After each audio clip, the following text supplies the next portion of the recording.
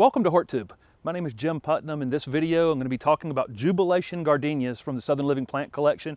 I'm at Pender Nursery in Garner, North Carolina today. It's a wholesale nursery that I've shot a lot of videos at, and they had this big group of Jubilation Gardenias, which are in flower right now. Jubilation gets about 3 to 4 feet in height and about 3 to 4 feet in width. It makes it a perfect landscape plant for most landscapes where we have smaller lots that we have now. It shrinks down all of the great parts of large growing gardenias with the shiny green foliage, the double flower, the long bloom time. It has all of those qualities of old-fashioned gardenias, but shrunk down into a size that kind of fits a modern landscape. Great foundation plant. Love the beautiful dark green shiny foliage on this plant. These are pretty pest resistant, very deer resistant. Typically don't get any problems with deer on gardenias. One issue with gardenias is they do like well-drained soil. They actually don't mind organic material, but soils that are rich in organic material, but they do like to, they don't like to sit in water. My soils, my area of North Carolina where we have clay soils, can be a little tricky with gardenias. I definitely have to mound these up. I definitely have to do some amending of the soil to make sure that they dry out between rains and waterings. And so what I'll do is I have a 1 gallon one of these at my house that I've had for, I had it actually through the whole winter. It's budded up now. It's about ready to bloom. I'll show you how I'll put it in the ground at my house, and I'll talk more about it then. So I'm back at the house, and I'm going to plant this 1 gallon Jubilation Gardenia, which is in full flower here. Of course, it smells absolutely fantastic. It's got about 6 open flowers on it, about 3 more flower buds left to open.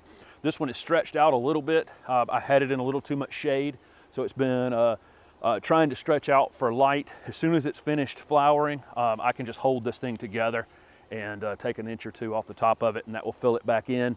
These are always going to be listed as full sun to part shade. I actually think it's important that gardenia roots be shaded.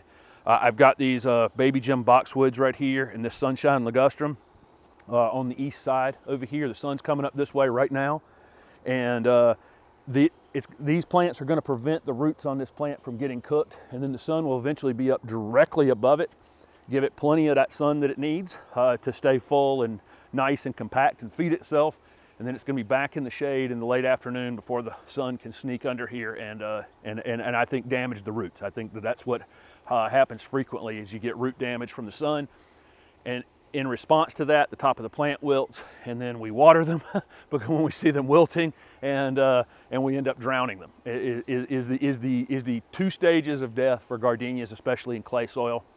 People further south have a little less problem than we do up in my area with the clay soil.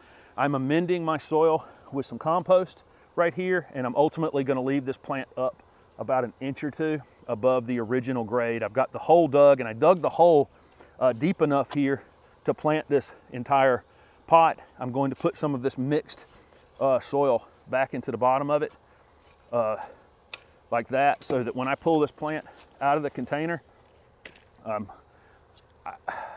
it's really not root bound at all, so I'm not really needing to do anything to agitate the roots. Or I'm going to hold it right here and make sure that this plant is an inch or so above the soil line, and then I'll put my compost and soil mix back around it just like that. And I'm going to bring the camera over here in just a second and show you how high this is above the grade here. So here's this Jubilation Gardenia in the ground. Here are the baby Jim boxwoods that should shade the roots on it for me.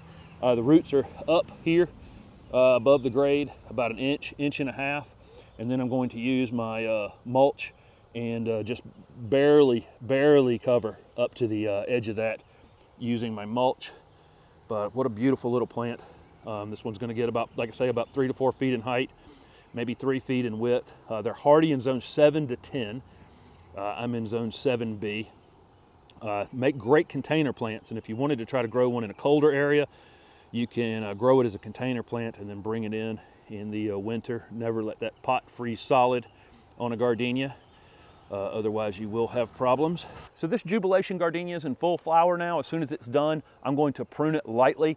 These are best fertilized at the end of winter, or all the way through spring. Any time through spring, I can fertilize this one now if I want to.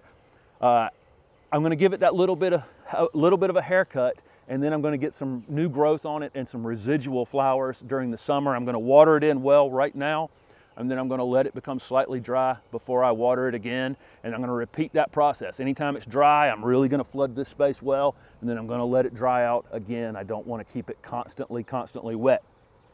Thank you very much for watching this video. Don't forget to follow me on Instagram, because I will show some flower photos on this Jubilation Gardenia during the summer when I get repeat flowers on it. And don't forget to subscribe to my YouTube channel. Thanks for watching.